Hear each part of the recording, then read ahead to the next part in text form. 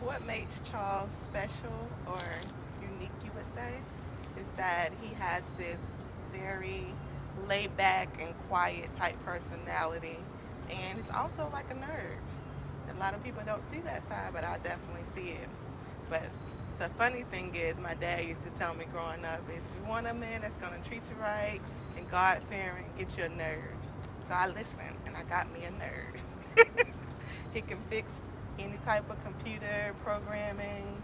He's a gamer, so that is definitely his environment. But I love the fact that he just lets me be me, since I have a very strong personality. Not a lot of people can handle me. And so he lets me, take control, and he takes the back seat. If I change the plans at the last minute, he's very outgoing, goes with the flow. But, at the same time, he's very secretive, he's quiet. But I appreciate someone who's very attentive to my needs and, take the time to figure out what I need and my wants. And so that's what I appreciate about my man. I think me and Tasha are different in a lot of ways. One thing is, like I said, I'm very quiet. She's very spontaneous and she's very talkative. She's a lot of things that I'm not. So that's one thing that kind of drew me towards her.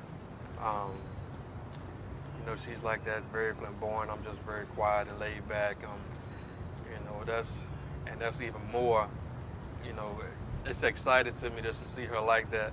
So I try to come in sometimes and try to not be myself, but kind of step out.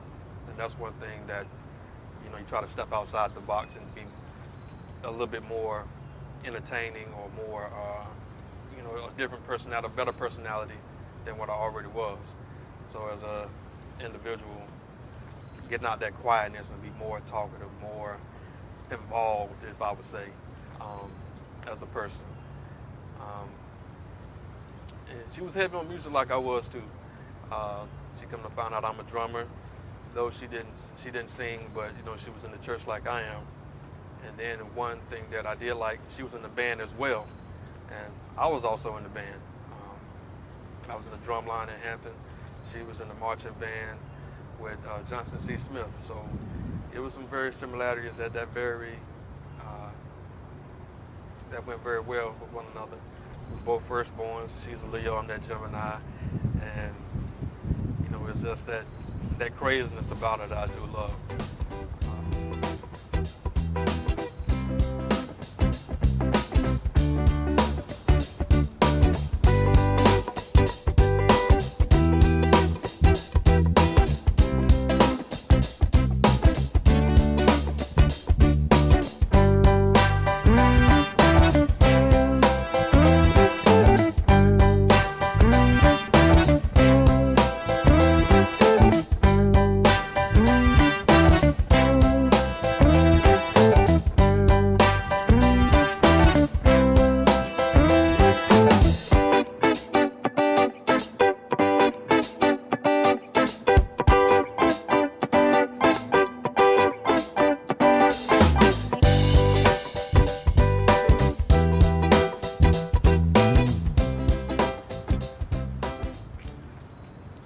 What draws me to Charles? I would say, well, let me back up. How it all started is that, of course, we met at Duke University at the bus stop. And so I'm the type of person, I like to be chased. I'm a Leo. I like attention. He gave me every bit of that. He found out what department I worked in, what type of color, what was my favorite color. He used to come by the clinic and give me little small gifts. I was like, okay, that might be the man for me, because I like to be spoiled. And so the whole relationship was just based off the fact that I'm spoiled. I'm treated like the queen, and I love it. He'll surprise me with flowers at work. He'll come wash my car during work hours and bring it back. I never experienced anything like that before. So someone that's actually a true gentleman and knows how to appreciate a woman is very different, and I'm blessed to have that type of person in him. You know, I can talk to him about anything, and I'm not judged. So for him to be able to show me something different made me fall in love so quickly. And our relationship has just been the best thing I've ever experienced. I love the fact that whew,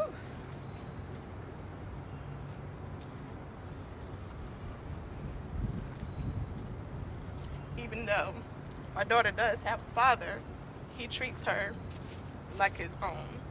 And to me, that was important,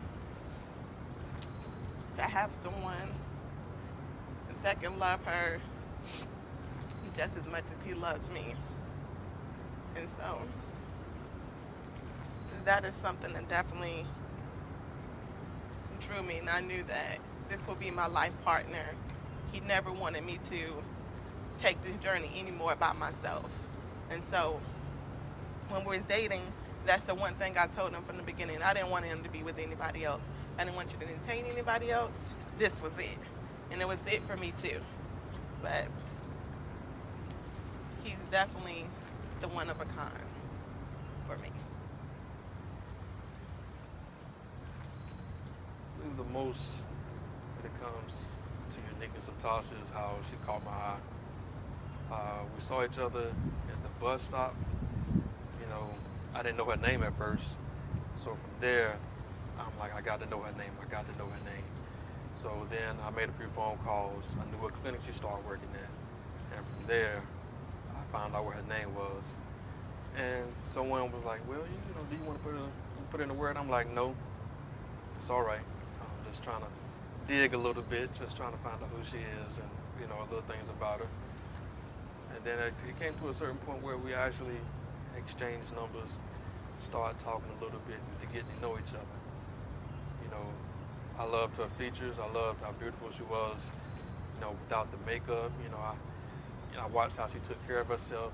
She had some pretty feet. You know, she always had her feet, you know, showing on the bus. And I'm like, well, she takes care of her feet pretty well. And then you're saying how she dressed. It was very professional, very classy.